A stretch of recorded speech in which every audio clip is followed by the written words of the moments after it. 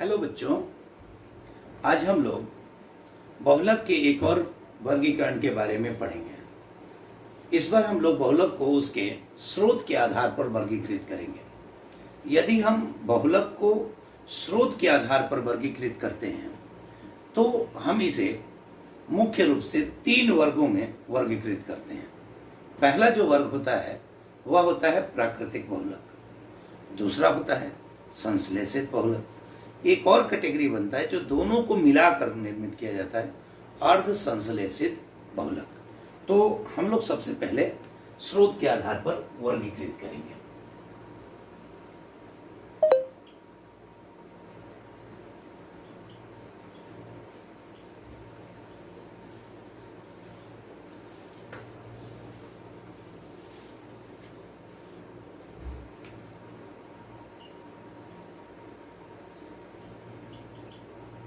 पहला होगा प्राकृतिक बहुलक।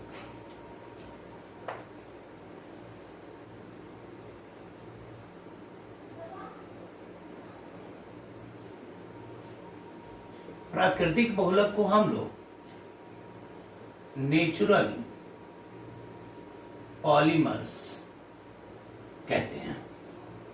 दूसरा होगा संश्लेषित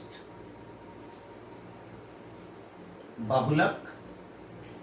अब ये देखिए बेटा, संश्लेषित बहुलक को मानव निर्मित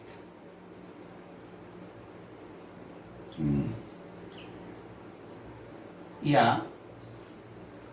कृत्रिम बहुलक भी कह सकते हैं।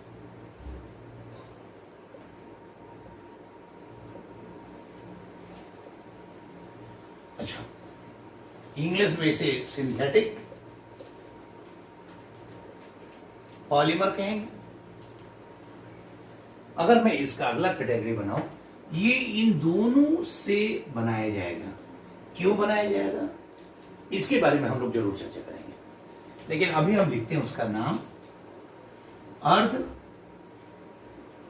संश्लेषित बहुलक। ये जो होगा सेमी सिंथेटिक पॉलीमर होगा, सेमी सिंथेटिक पॉलीमर। अब एक एक करके इनकी चर्चा कर लेते हैं।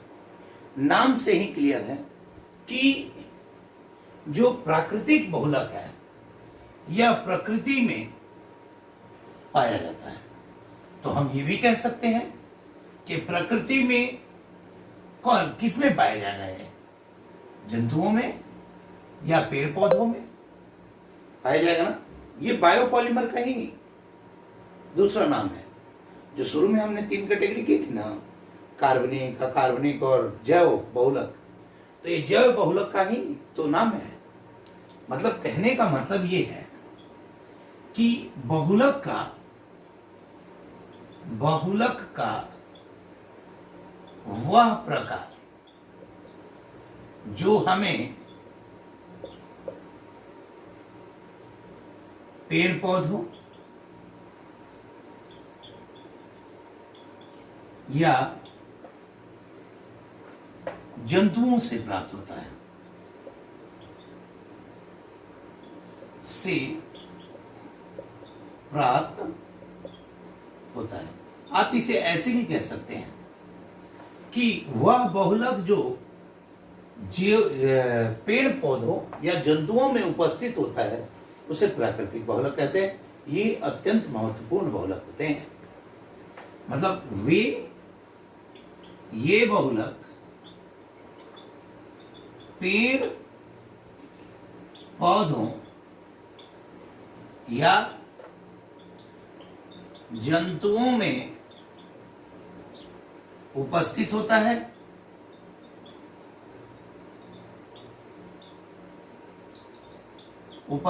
है और यह अत्यंत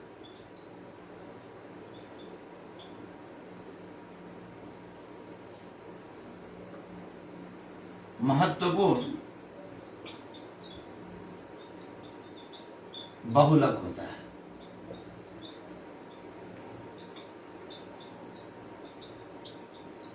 अब देखिए इसके उदाहरण तो अच्छा, इसका एक और नाम जो मैंने बोला था, इसे जैव बहुलक भी कहते हैं।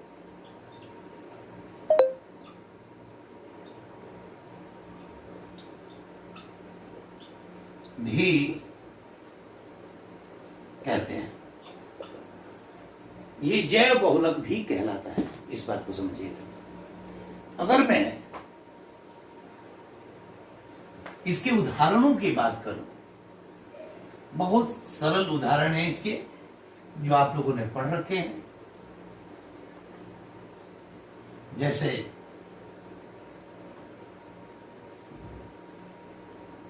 बहुत परिचित उदाहरण आपको मिलेंगे, जैसे स्टार्च।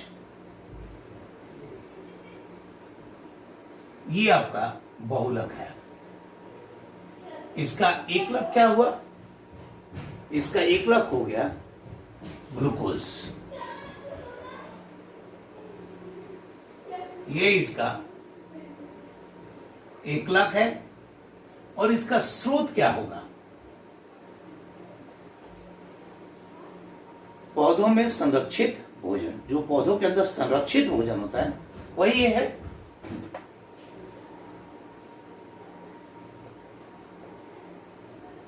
संरक्षित भोजन।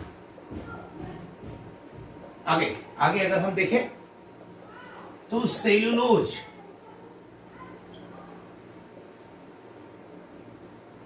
ये भी ग्लूकोज से बना होता है। ये भी पौधों से प्राप्त होता है। पादप पदार्थ, पादप पदार्थ। अच्छा, अगर हम प्रोटीन की बात करें, बताइए प्रोटीन क्या होगा, किस चीज से बना है? बिल्कुल सही बोल रहे हैं, ये अल्फा एमिनो अम्ल। ये होगा अल्फा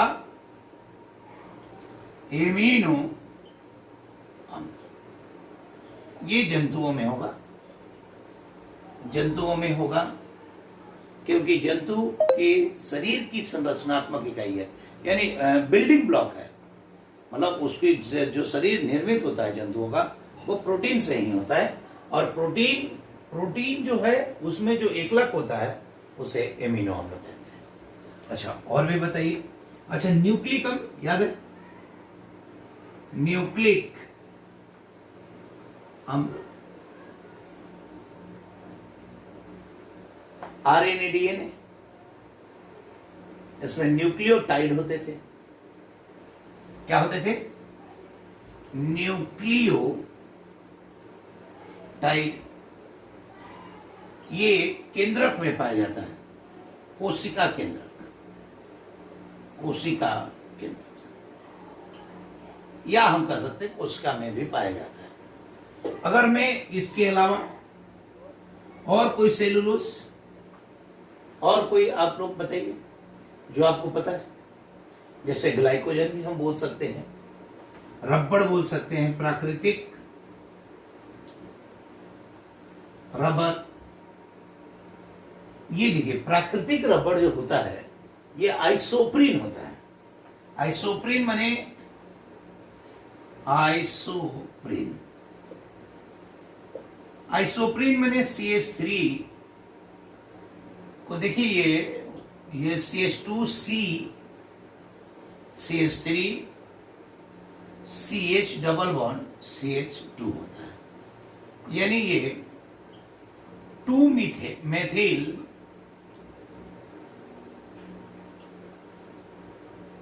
ब्यूट 1,3 डाइन, ये इसका एकलक है आइसोप्रीन। और ये रबड़ के प्लांट के लैटेक्स से प्राप्त होता है। जैसे जो रबड़ का प्लांट होता है ना, इसका जो बार्क होता है, बार्क माने छाल, इस छाल को हटाइएगा, छाल को हटा दिया, छाल के अंदर से एक लैटेक्स निकल रहा है। लैटेक्स मतलब फ्लोएम प्रोडक्ट होता है, उसका दूध जैसा कुछ निकलेगा, उसी को इकट्ठा करते हैं और उसका फिर थोड़ा बहुत रासायनिक अभिक्रिया करा के, ये हम रबड़ एक विशेष अलग से टॉपिक लेंगे, उसमें हम इसके बारे में पूरा तरह से चर्चा करेंगे। तो लैटेक्स है ये रबड़ प्लांट, रबड़ के पौधे के लैटेक्स से प्राप्त होता है। अब ये रबड़ के पौधे के लैटेक्स से प्राप्त हो गया। इसमें एक बहुत खास बात आपके आएगी कि जो भी प्राकृतिक बहुलक है, अब आप इसके जो गुण देखेंगे वो बड़े अच्छे भी कह सकते हैं, लेकिन उन गुणों के साथ उनकी उपयोगिता बहुत ज्यादा नहीं है। क्योंकि जैसे ये प्राकृतिक बहुलक जो होते हैं ये आसानी से क्या होते हैं, ये आसानी से सूक्ष्म जीवों द्वारा अपघटित हो जाते हैं। पहली बात मतलब ये देखिए, अगर प्राकृतिक बहुलक के गुण, अगर हम प्राकृतिक बहुलक के गुण देखें तो ये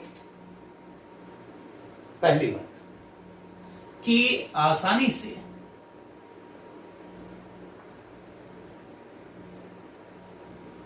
सूक्ष्म जीवों द्वारा अपघटित हो जाते हैं।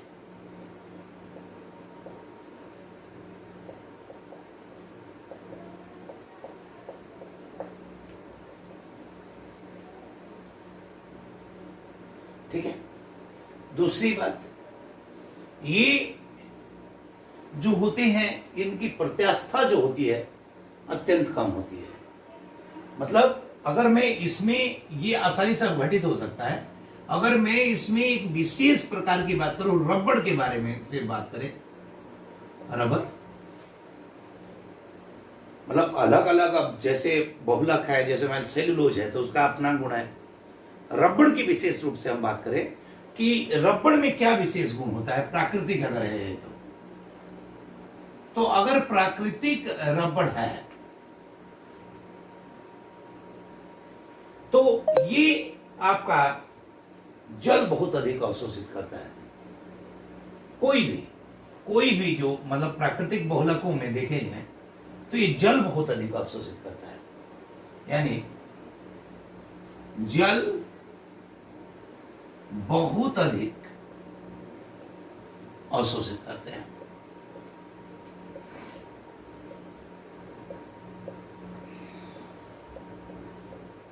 ये सेलुलोज भी बहुत अधिक जल अवशोषित करता है।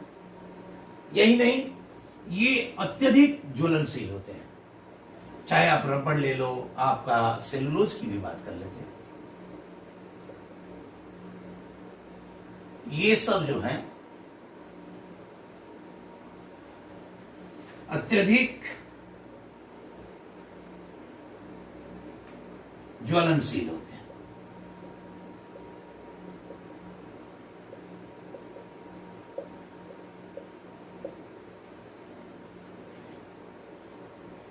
ये बहुत अधिक प्रत्यास्थ और मजबूत नहीं होते हैं। इनकी जो प्रबलता होती है बहुत अधिक नहीं होती है। इनकी जो प्रबलता होती है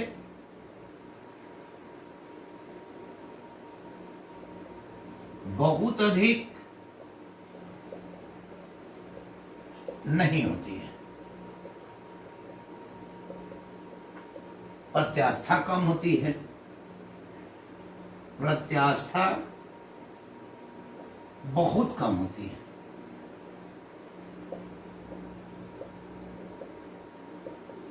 आप सूती कपड़ों को देख सकते हैं, एक बार उनमें उनका आकार बदल गया तो वैसे ही पड़े रहे, प्रत्यास्था कम होगी।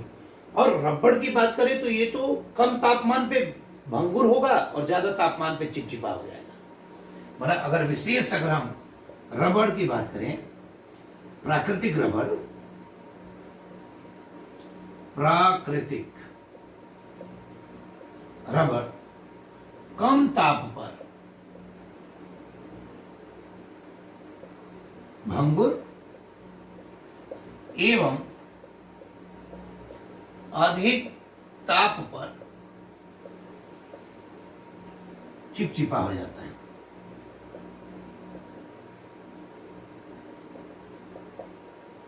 अब ये देखिए, अब इन सभी गुणों के होने की वजह से, जैसे पानी सोखता है अच्छी बात है, लेकिन बहुत पानी सोखता है इससे इसके जो उपयोग होती है वो नियंत्रित होती है, वो कम हो जाती है। अपने इन गुणों के कारण प्राकृतिक बहुलकों के जो उपयोग होते हैं वो उतने नहीं हो पाते। प्राकृतिक जो बहुलक होते हैं वे उतने अधिक उपयोगी नहीं हो पाते जितने कि होने चाहिए। तो इनसे उनकी उपयोगिता में कुछ कारण है जिसकी वजह से वो अच्छी बात है, लेकिन कुछ ऐसे भी गुण हैं जिसकी वजह से उनकी उपयोगिता में कमी आती है। इस बात को ध्यान रखना है। नंबर 2, इसमें एक और चीज आप लिख सकते हैं कि जैसे जो प्राकृतिक बहुलक होते हैं, चूंकि ये जीवों से प्राप्त होते हैं, पेड़ पौधों से प्राप्त होते हैं, तो ये एलर्जी नहीं करते हैं। मतलब प्राकृतिक बहुलक जो होते हैं, एक और लिख सकते हैं कि प्राकृतिक बहुलक एलर्जी नहीं करते हैं। ये तो इनकी बात होगी।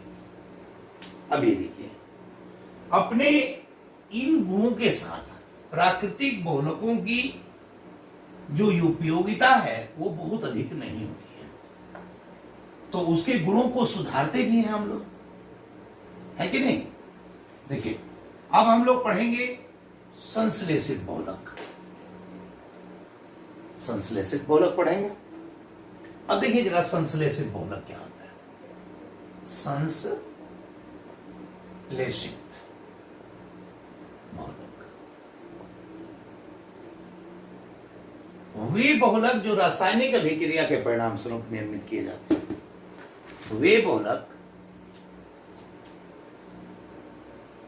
वे बहुलक जो रासायनिक अभिक्रिया के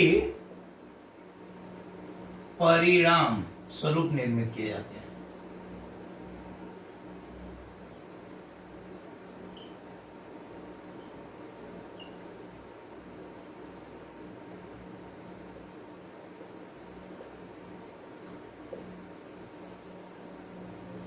यानी रासायनिक क्रिया से इनका निर्माण होता है।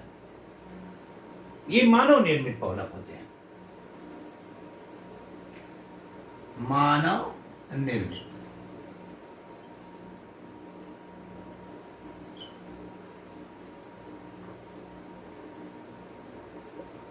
है ना। अब देखिए इसके उदाहरण देखेंगे। उदाहरण बहुत प्यारे हैं। जैसे एक उदाहरण पॉलीथीन है। अब पॉलीथीन का सूत्र तो हम लोग लगातार देख रहे हैं कि CH2 N1। एक और उदाहरण है पॉलीस्टीरीन।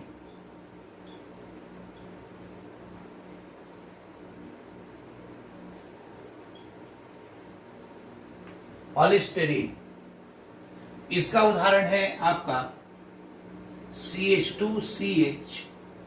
यहां पे रिंग होता है, ये बेंजीन रिंग होता है। ये याद रखिएगा, इसके बीच में गोला देना अति अनिवार्य है। इस चीज को समझिए। ये पॉलीस्टीरीन हो गया, स्टाइरीन का हो गया। अगर मैं PAN की बात करूं, पॉलीएक्राइलोनाइट्राइल, तो ये क्या हो जाएगा CH2CH, यहां CN हो जाएगा। अगर मैं PVC की बात करूं तो क्या हो जाएगा, ये CH2CH, यहां पे बेटा जी Cl होगा। क्या होगा बेटा, Cl। ये PVC हो जाएगा। अगर मैं एक टेफ्लॉन नया एक एक दो करके धीरे धीरे बाकी बहुलकों से भी आपका परिचय होता चला जाएगा। कुछ रिपीट होंगे, कुछ नए नए आते जाएंगे। कुल मिला के 30 के करीबन आपको बहुलक याद रखने होंगे। 32 के लगभग। अब ये देखिए टेफ्लॉन, इसको बोलते हैं PTFE, पॉली टेट्रा फ्लोरो इथेन। यानी ये क्या होगा कि CF2 और ये N1, यही है पॉलीटेट्राफ्लोरोइथेन, टेफ्लॉन। तो अब इसके अगर गुण देखते हैं, यानी संश्लेषित बहुलक के गुण, बहुलक के गुण। अब देखिए संश्लेषित बहुलक के क्या गुण है। तो संश्लेषित बहुलक के बारे में अगर हम देखते हैं तो संश्लेषित बहुलक का गुण नंबर 1 है कि इनकी प्रबलता और प्रत्यास्था बहुत अधिक होती है। प्रबलता एवं प्रत्यास्था बहुत अधिक होती है ना। अच्छा, एक और बात देखें, ये कम ज्वलनशील होते हैं, मतलब उसकी तुलना में। आप याद रखिएगा कि जो प्राकृतिक रबड़ है वो इतना अधिक ज्वलनशील होता है कि उसका इस्तेमाल रॉकेट ईंधन के रूप में किया जाता है, प्रणोदक के रूप में होता है। लेकिन वो टायर है वो भी जलता है, लेकिन वो प्राकृतिक रबड़ नहीं है, वो वल्कनीकृत रबड़ है, उसमें कुछ ना कुछ सुधार कर दिया जाता है। तो इसकी गुणवत्ता में, जैसे मान लीजिए कि ये जो है इसकी प्रबलता ज्यादा होती है, ये बैक्टीरिया से, सूक्ष्म जीवों से आसानी से अवघटित नहीं होता है, मतलब सूक्ष्म जीवों द्वारा अवघटित नहीं होता है, नहीं होता। अब ये ऐसा गुण है कि इसे हम गुण माने कि अवगुण, ये समझ में नहीं आता है। कारण कि अगर ये सूक्ष्म जीवों से अगर नहीं अपघटित होता है तो कोई भी प्लास्टिक जो है वो ज्यादा दिन तक चलता है, लेकिन जब यही अधिक दिनों तक प्रकृति में पड़ा रहता है तो प्रदूषण क्रिएट करने लगता है, जैव आवर्धन करने लगता है। तो ये मेरिट डिमेरिट ऑन द, इस आधार पे हम कहते हैं कि उसकी दरकार क्या है, प्रकृति में उसकी जरूरत क्या है, इस आधार पे हम इसको सुनिश्चित करेंगे। अच्छा, एक और बात देखिए, यह तापमान को अधिक बर्दाश्त करता है, माने अधिक ताप सह्य है, यानी अधिक तापमान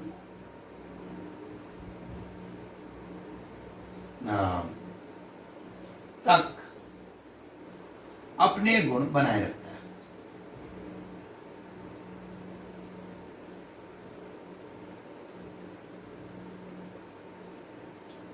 अच्छा, लेकिन इसकी एक और प्रॉब्लम है, ये एलर्जी क्रिएट करता है, यानी इससे एलर्जी होती है।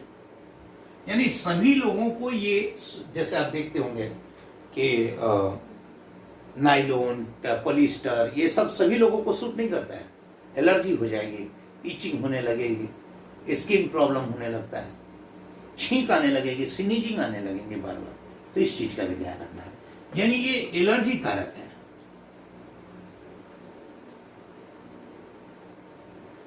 अब देखिए, दोनों बहुलक हमारे लिए महत्वपूर्ण है। हमें चाहिए कि अब ये पानी नहीं सोखता है, ये एक तरह से फायदा भी है और नुकसान भी है। गर्मी के मौसम में हमें कपड़े ऐसे चाहिए जो पानी सोखे,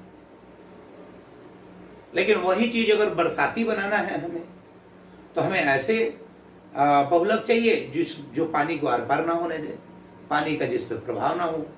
तो दोनों की अपनी अपनी उपयोगिता है, और कहीं कहीं ऐसी उपयोगिता होती है कि कुछ इसके गुण चाहिए, कुछ उसके गुण चाहिए।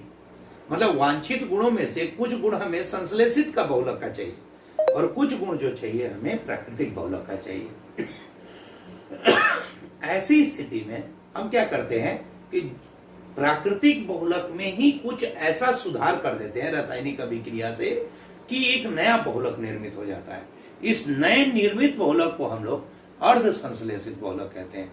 अब इसमें क्या हो गया, अधिक वांछित गुण होंगे, कुछ गुण प्राकृतिक बहुलक के भी होंगे और कुछ गुण मानव निर्मित बहुलक के भी उपस्थित होंगे, है कि नहीं।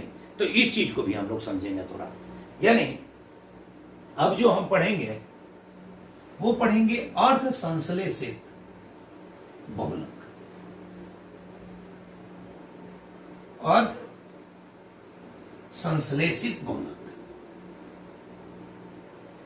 अर्ध संश्लेषित बहुलक।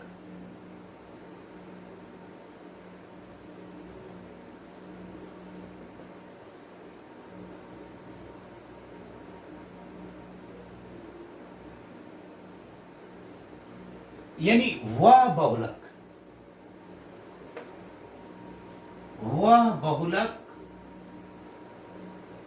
जिसका निर्माण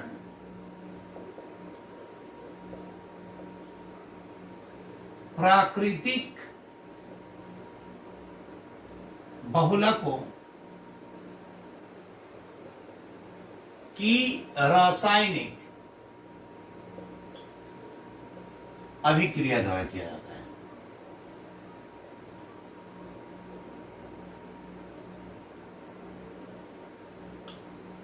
किया जाता है। यही नहीं, इसमें यह भी देखने की बात है कि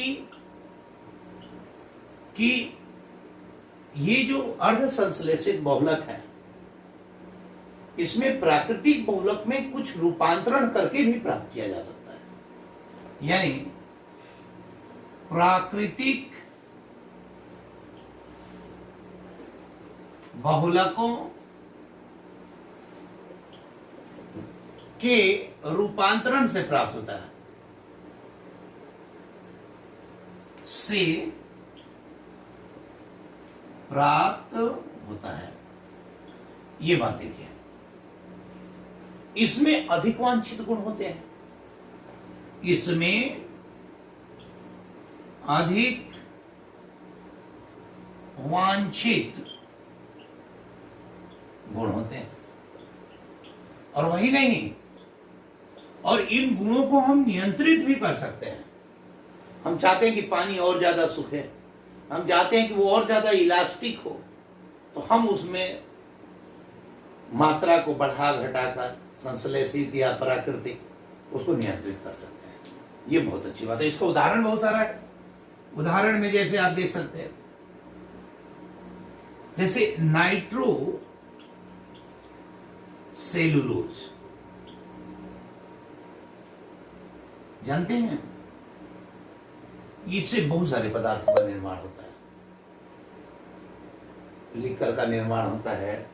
नाइट्रोसेलुलोज बहुत सारे औद्योगिक पदार्थों को निर्माण करने के लिए इस्तेमाल किया जाता है। इस बात को समझिए। कॉस्मेटिक्स में इसका बहुत अधिक उपयोग होता है। कॉस्मेटिक्स,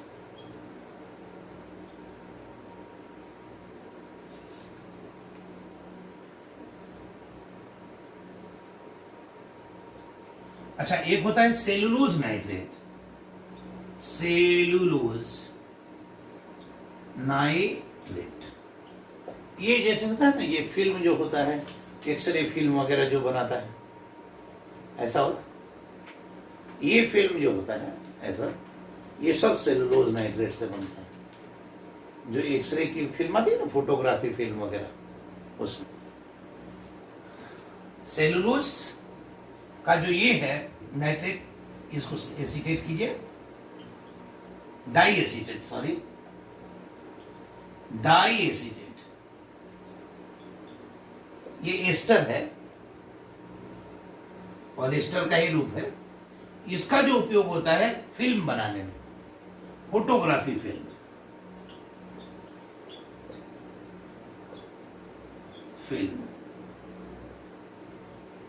यानी वो जो नेगेटिव नहीं हुआ करता था, नेगेटिव जो अभी दिखा है ऐसा, ये सेलुलोज। इसी प्रकार और भी हो सकते हैं, जैसे गन कॉटन। गन कॉटन बेटा विस्फोटक है। कॉटन में सल्फर या विस्फोटक पदार्थों को रिएक्ट करके बनाया जाता है, ये विस्फोटक है। अच्छा, ये जो है आपका, आपके पास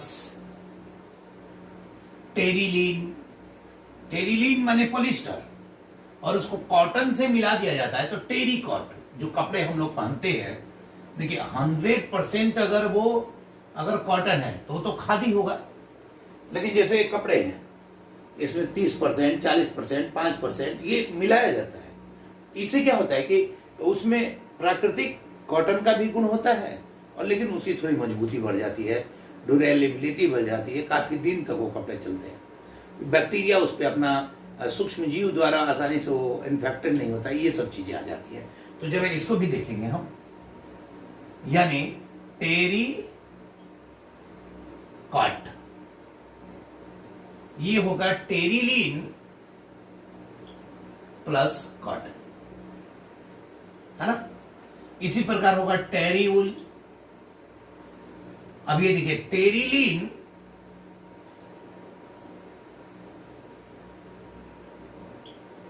प्लस वुल, ऊन, इससे बनता है। और सबसे बड़ा चीज जो है वल्कनीकृत रबर। मैंने ये तो कहा है कि रबर को एक अलग टॉपिक लिया जाएगा, लेकिन देखिए रबर जो प्राकृतिक रबर होता है ना, जरा इसको थोड़ा सा समझते हैं, थोड़ा सा यहां भी समझ लेते हैं, आगे भी समझेंगे। क्या होता है कि अब ये प्राकृतिक रबर है, तो प्राकृतिक रबर एकदम ऐसा ऐसा रेखीय संरचना होती है। ये होता है सिस पॉलीआइसोप्रीन।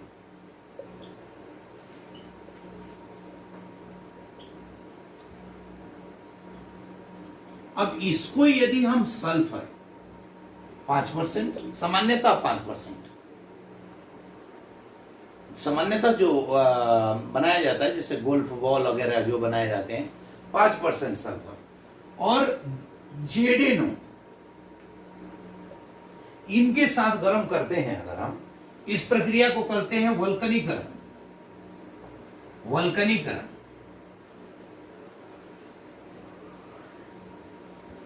अब इसके साथ जब ये करते हैं ना, तो इसमें क्या हो जाता है कि जगह जगह सल्फाइड, जैसे एस यहां पे लिंक बन जाएगा।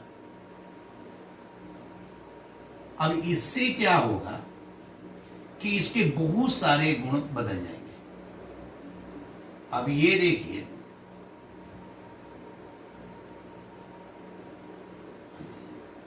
अब इससे क्या होगी कि इसकी प्रत्यास्थता बढ़ जाती है। मतलब इसमें क्या हो जाता है कि पॉली सल्फाइड, जिसे आप डाई सल्फाइड बॉन्ड भी कह सकते हैं, एसिस डाई सल्फाइड आबंध बन जाता है, तिर्यक आबंध बन जाता है।